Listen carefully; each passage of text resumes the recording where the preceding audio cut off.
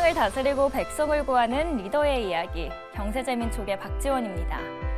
민족의 삶과 혼이 담긴 소중한 문화재를 통해 우리의 역사를 보존하고 기억하는 일은 동시대를 살아가는 모두의 과제이죠. 하지만 전쟁이나 약탈, 절도와 같은 이유로 해외에서 반출되지 못한 수많은 문화재들이 아직까지도 많습니다. 오늘 경세제민족에서는 역사의 소용돌이 속에서 해외로 반출된 문화재를 되찾는 곳, 문화유산 회복재단의 이상근 이사장과 이야기 나눠봅니다.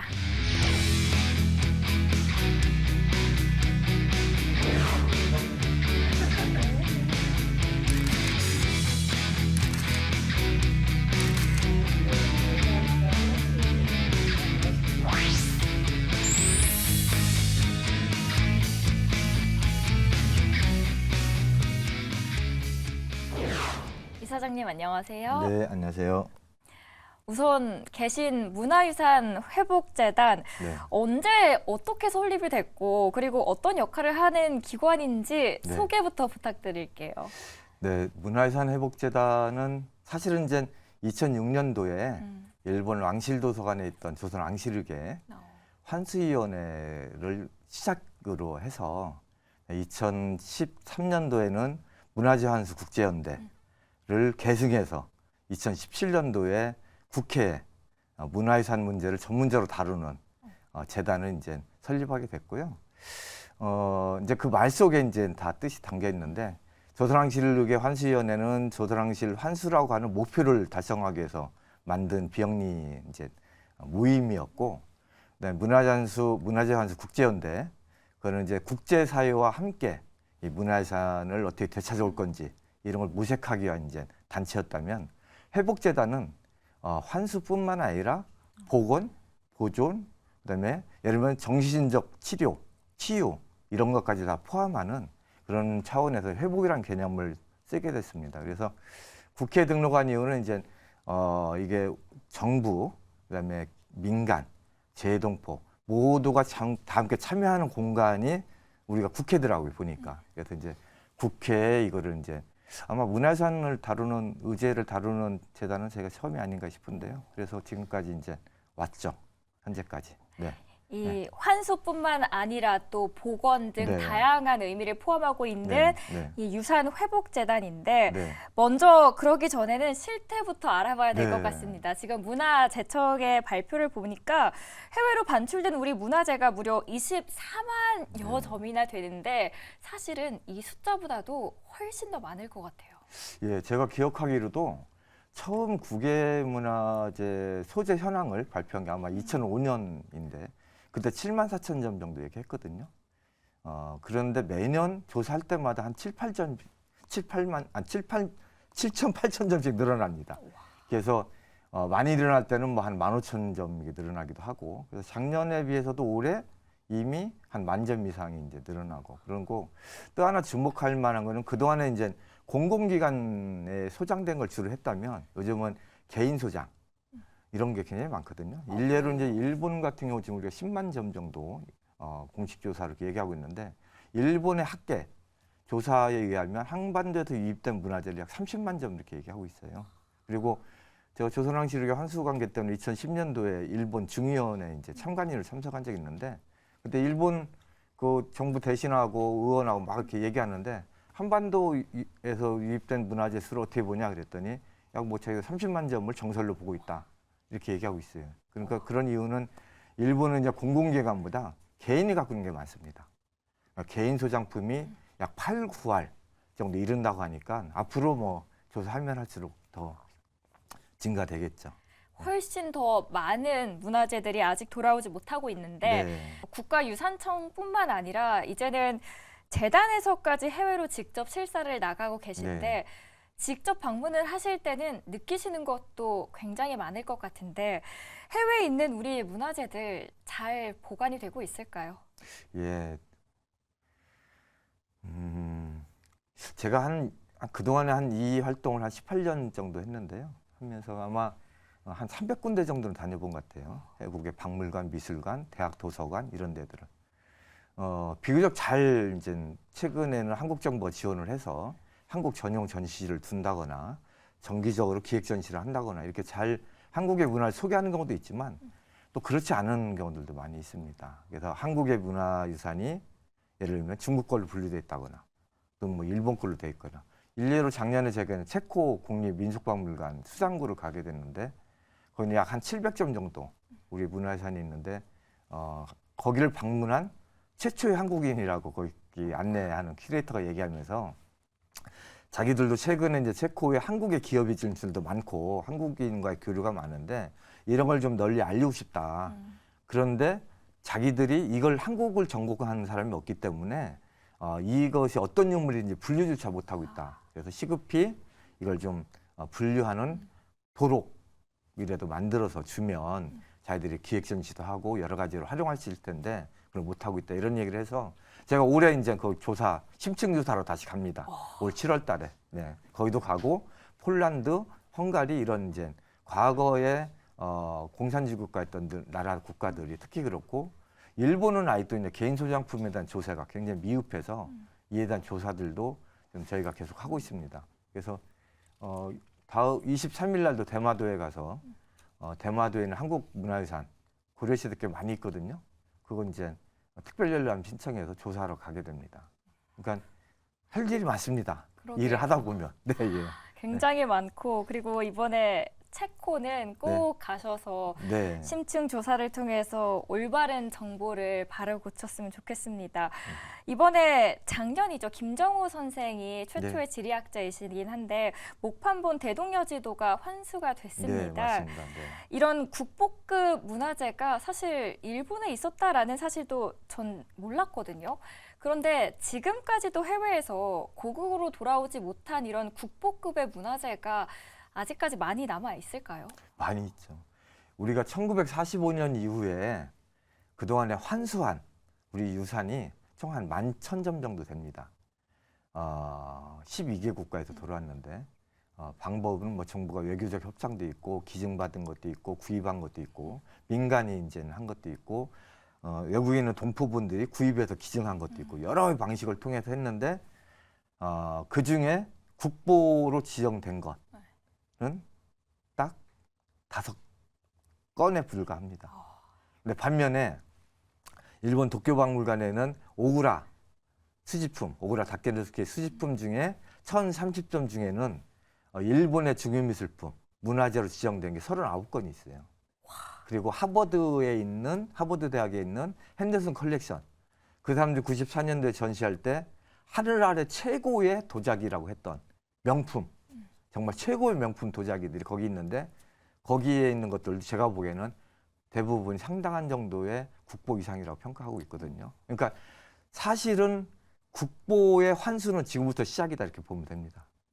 근데 다행히 지금 국제사회가 문화유산의 원상회복을 너도나도 지금 노력하고 있기 때문에 앞으로 돌아올 최근 제가 보기에는 최고는 앞으로 10년 동안이 가장 많은 문화유산이 제자리를 찾지 않을까 이렇게 보고 있고요. 아마 그런 기대를 갖고 지금 열심히 다니고 있습니다. 네.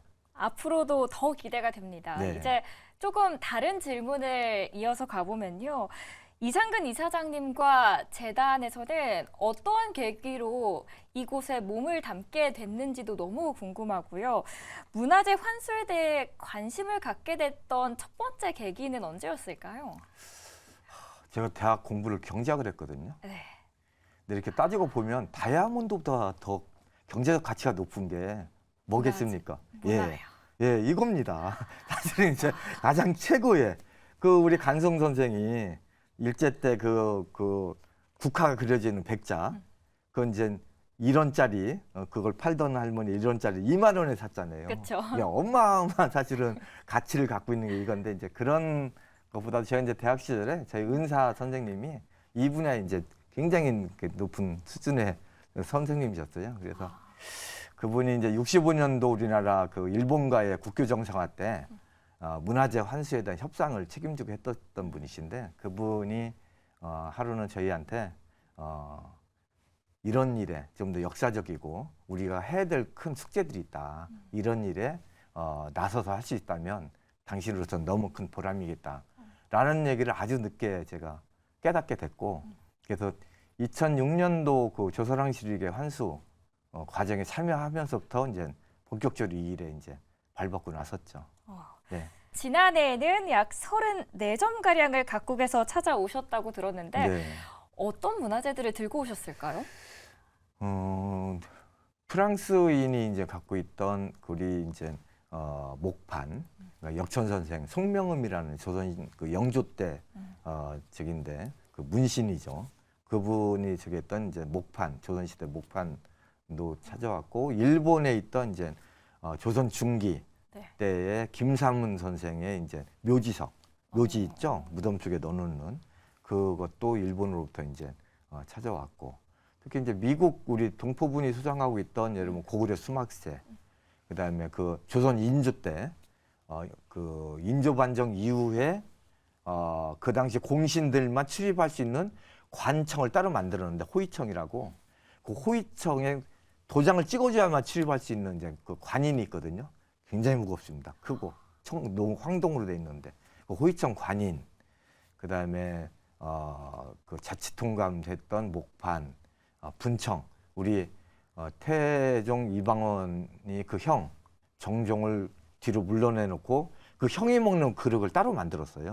공안부라고 하는 그 그릇을 만드는 이걸 그 가마를 새로 둬갖고, 거기는 다 공안이라고 써 있습니다. 공안부는. 그래서 그 형이 먹던 약 20년만 그걸 생산했다고 하는데, 그런 게 있는데 국내도 별로 제가 찾아본 사례는 많지 않더라고요. 뭐 몇 점 안 될 정도인데, 그거 마침 미국에 이제 우리 재미동포 분이 갖고 계셔서 네, 제가 잘 말씀드려서 국내로 해서 오늘 우리 청소년 수업할 때 아이들한테 보여줬죠. 네. 그랬더니 어떤 아이가 거기에 엎드려 절을 하는 모습을 보고 저도 아주 많이 감동을 받아갖고, 네, 예. 저도 가서 절 한번 하고 싶습니다. 네, 예, 제가 한번 공개해서 보여드리겠습니다. 네. 네, 예. 이제 문화재라는 것이 뭐 역사적 가치는 물론이고요. 점유자 입장에서는 사실 이게 엄청난 재산 가치가 있잖아요. 네. 그래서 우리가 가져올 때는 단순히 이것 좀 돌려주세요라고 하기에는 부족할 것 같은데, 네. 혹시 돌려받기 위해서는 어떤 방법들을 선택을 하셨을까요?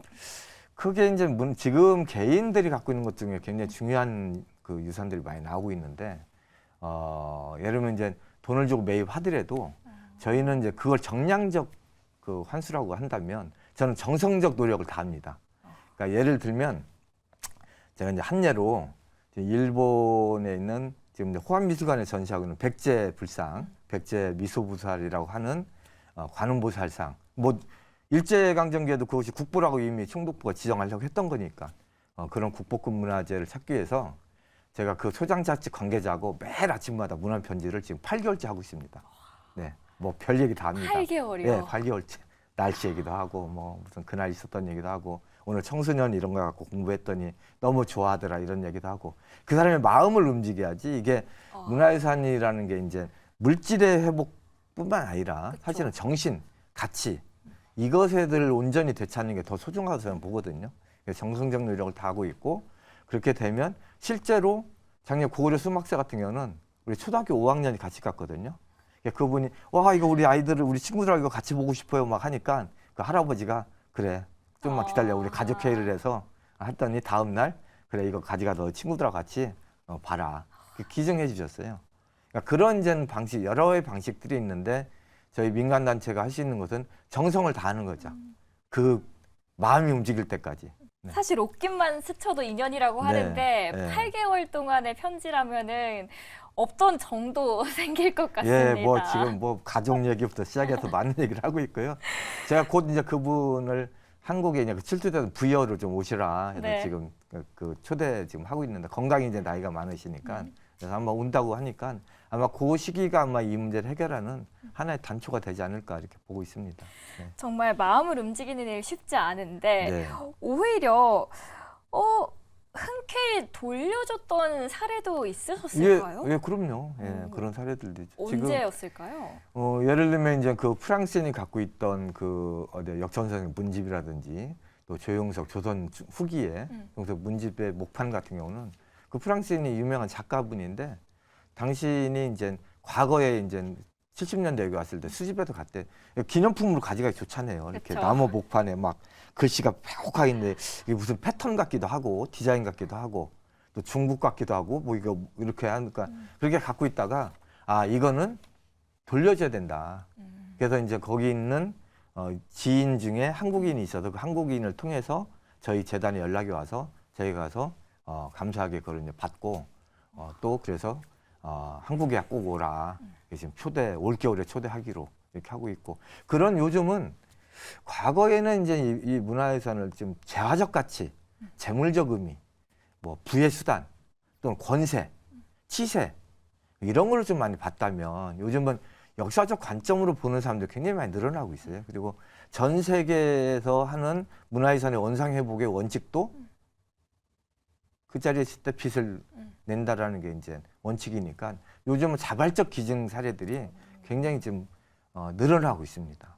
물론 이렇게 자발적으로 돌려주시는 분들도 계시겠지만 안 된다. 난 절대 이거 돌려줄 수 없다라고 하는 분들도 계실 거고요. 아, 그럼요. 그런 나라들도 있을 것 같습니다. 네. 그 고려시대 불상 부석사가 지난 7년 동안에 정말 기나긴 소유권 싸움에도 불구하고 결과가 안타깝게 나왔는데 거기에 대해서는 또 어떤 관점이신지도 궁금해요.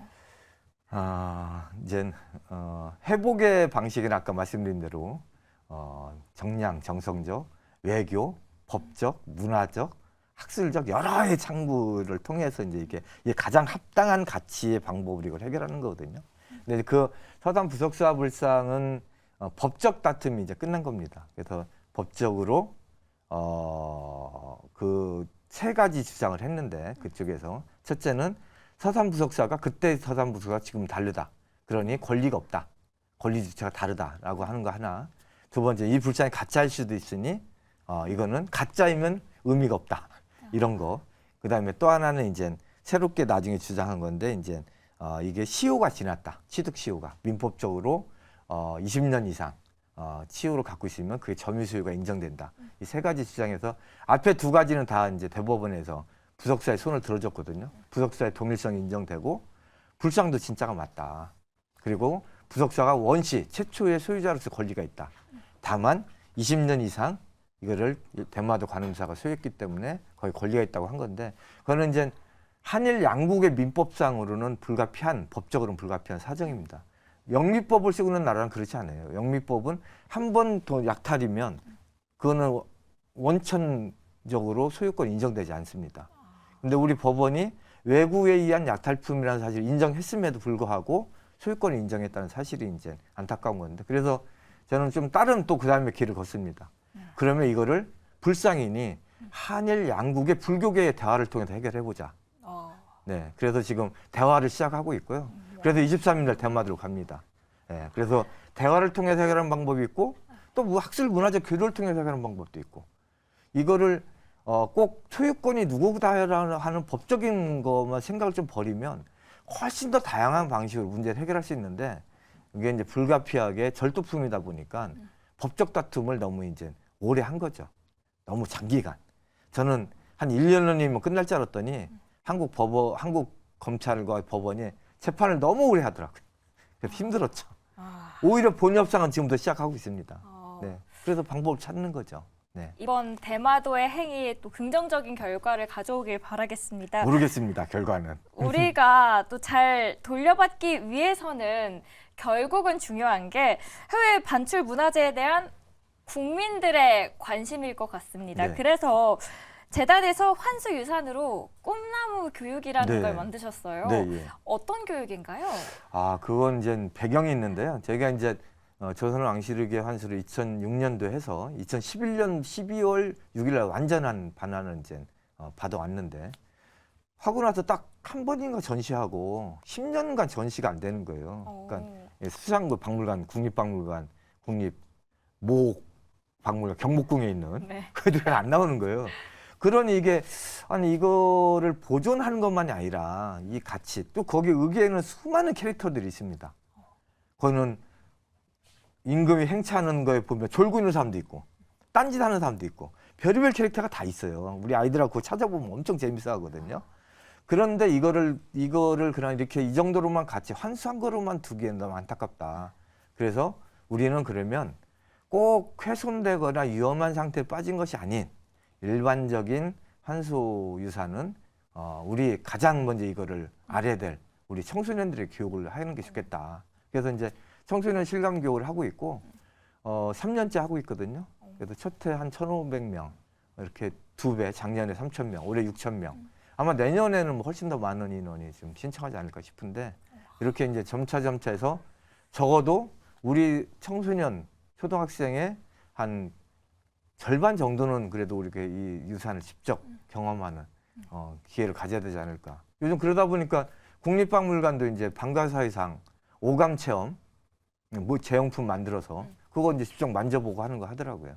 직접 보는 것뿐만이 아니라 또 체감을 통해서도 네. 다시 한번 문화의 중요성을 네. 알아갈 수 있을 것 같은 네. 기억입니다. 네. 마지막으로는 우리 문화재를 되찾기 위해서 재단이 어떤 목표를 갖고 있고 앞으로 어떤 계획을 갖고 계신지도 여쭤보고 싶습니다. 네, 저는 물론 이제 뭐 지금 조사된 뭐 약 25만 점 이걸 전부의 환수 이런 거는 뭐 아니고요. 저는 지금 우리가 한 1만 1,000여 점 정도 환수했는데 앞으로 제가 보기에는 주요 우리 역사적으로나 또는 상징적으로 중요한 게 제가 생각하는 거는 한 3만 점 정도 생각하고 있어요. 이거는 이 정도는 꼭 우리가 예를 들면 오그라 컬렉션, 아까 말씀한 핸더슨 컬렉션, 또 뭐 가루베가 그 가져갔던 많은 이제 유물들 이런 것들은 꼭 되찾아야 된다고 생각하고 있고.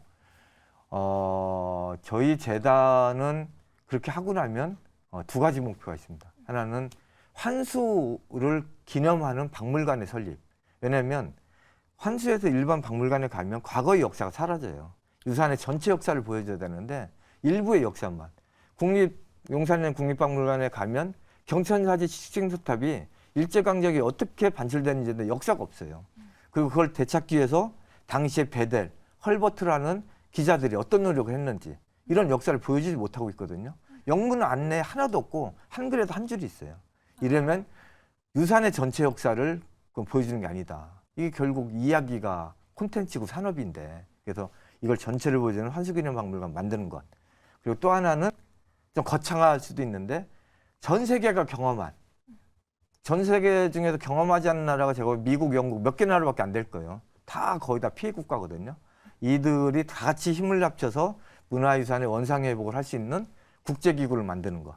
이 2가지 목표가 아마 제가 이제 해야 될 저희 목표로 생각하고 우리 재단의 목표인데 저도 이제 나이가 많기 때문에 부지런히 해야 됩니다. 지금 부지런히 하려고 하고 있습니다. 한창이실 것 같습니다. 거짓말입니다. 국제기구 그리고 네. 환수기념 박물관 앞으로의 모습 네. 또한 응원드리도록 하겠습니다. 네. 100번 김구 선생의 이야기처럼 한없이 갖고 싶은 것은 문화의 힘이다라고 이야기를 하셨습니다. K 콘텐츠가 해외 인기를 굉장히 많이 끌고 있는 요즘 선조들의 정신을 지키기 위해서 그리고 문화 강국 코리아를 위해서 남아있는 해외 문화재들을 하루속히 제자리에 돌려놓도록 하겠습니다. 오늘 나와주셔서 고맙습니다. 함께해 주신 분은 문화유산 회복재단의 이슬회